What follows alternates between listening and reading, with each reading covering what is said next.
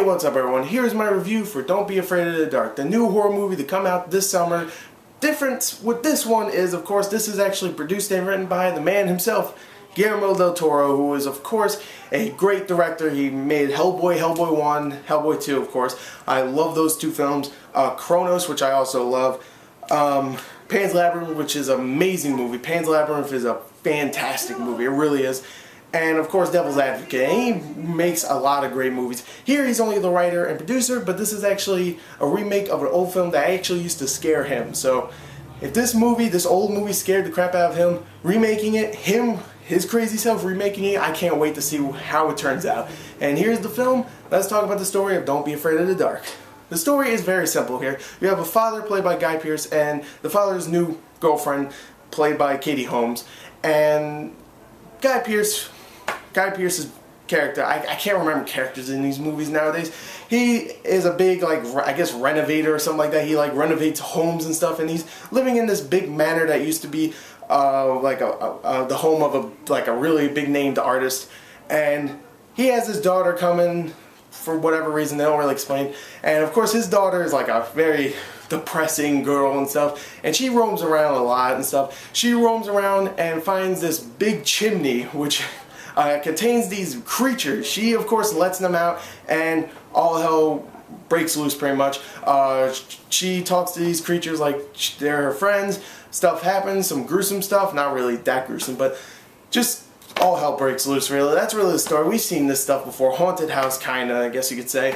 And we've seen these creatures before, too, because it's Guillermo del Toro, and we've seen these kind of creatures in Hellboy 2. I'm not going to tell you which creature it is. You see this movie, you know what I'm talking about. It's the same freaking creatures, and that's a little disappointing. I was really disappointed in that because I was really looking forward to how they're going to represent these creatures in the film, and I was disappointed with that. I also didn't really care for any of the characters. I did like Guy Pearce in the film. I think Guy Pearce is a great underrated actor, and I did kind of like his character. Everybody else, not really much. Even the little girl in the beginning, I hated her. I kind of liked her a little bit more throughout the film, but I did really not like her in the beginning. Katie Holmes is okay in the film throughout, I guess you could say. She's alright, and it's kind of sad that she's the star of the film because I think Guy Pearce should have been in the movie much more.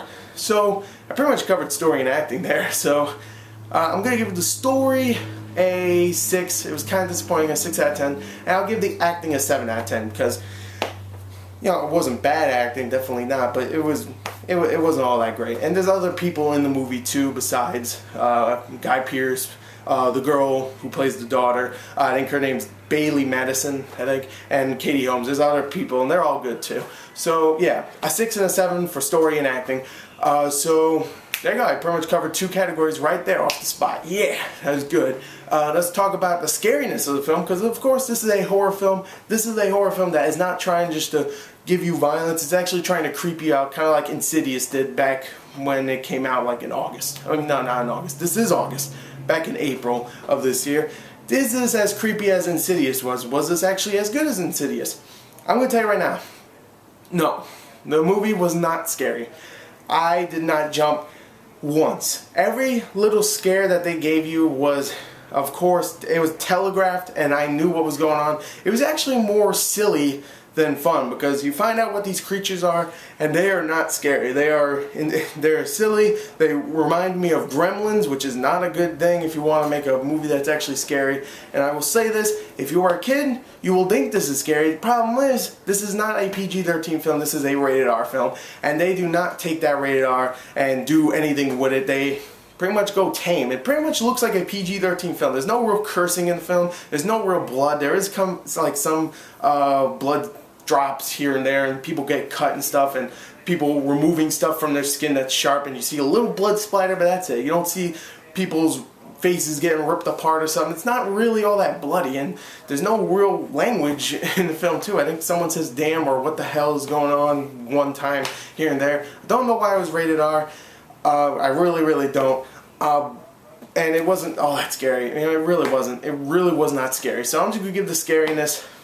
It did kind of creep me out sometimes, but it wasn't scary.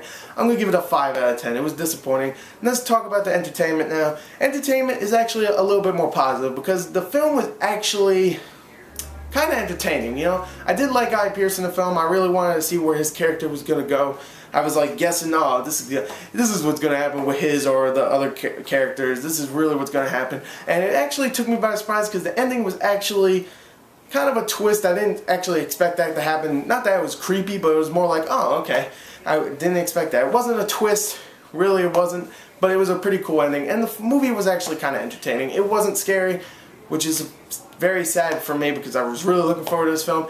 But it wasn't boring. It wasn't bad at all. It was okay, and I had a good time. I did, even though it wasn't scary. I'm just going to give the entertainment 8 out of 10 because I did have fun with it. And I gave the story a 6, the acting a 7, that's a 13 out of 20. You add the scariness to it, that's an 18 out of 30. Then you add the entertainment, that's a 26 out of 40. So yeah, much lower than I thought, but it's still an okay movie. Definitely check it out when it's a rent. You know, I mean, when it's out on Redbox and stuff. It's a rental, definitely. Very disappointing, but still. It was written by Guillermo del Toro. What are you doing, man? Make it creepier. You screwed up. Anyway, there you go. There's my review. I thought it was okay. Check it out when it's out on DVD. So anyway, there you go. Thank you and goodbye.